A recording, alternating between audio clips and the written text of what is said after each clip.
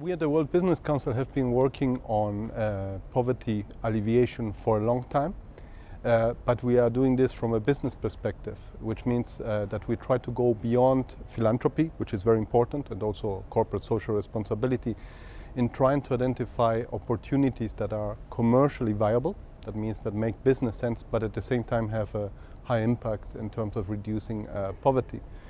Since 10 years we have been promoting initiative connected to what we call inclusive business, which is very closely related to the concept of the base of the pyramid, doing business with the base of the pyramid.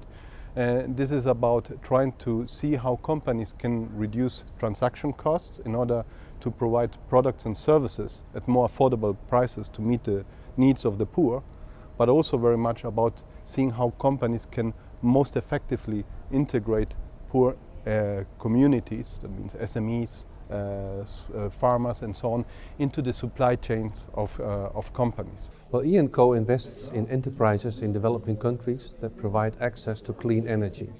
And that can be anything from cook stoves for local end users in Mali to biomass, for example, that is used in Thailand for industrial power production, and anything in between. But as long as it generates clean energy and as long as it provides access to energy to end users, it is what we can invest in.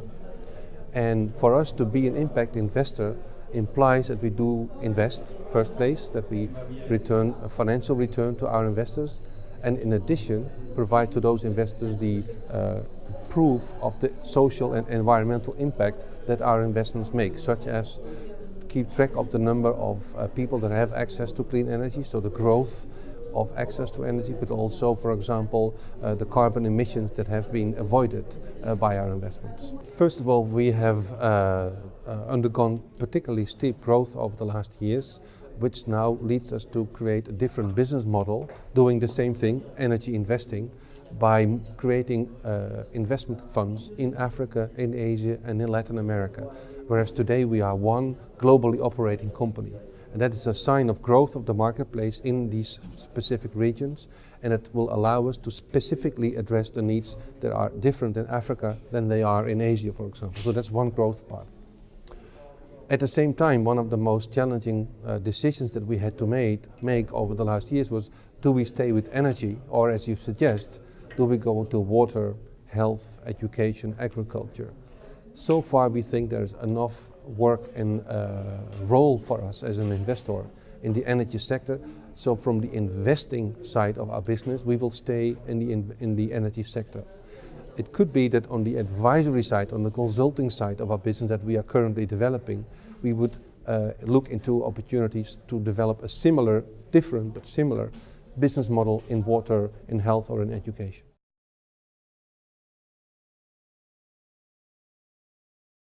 En 2008, on a créé une société commune qui s'appelle Veolia Eau, qui a pour but de distribuer de l'eau aux populations pauvres, en zone rurale, dans un pays qui est très pauvre, qui est celui du Bangladesh, où la population subit des gros problèmes d'alimentation en eau, puisque l'essentiel des nappes phréatiques du Bangladesh sont naturellement chargées en arsenic.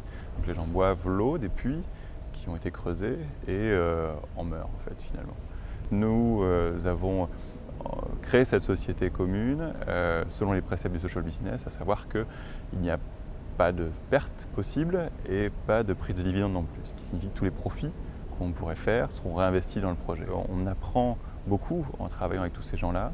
On est peut-être en train de découvrir, je ne pense pas un modèle, mais peut-être une méthode pour travailler avec ces populations les plus pauvres, qui sera forcément enrichissant pour nos activités.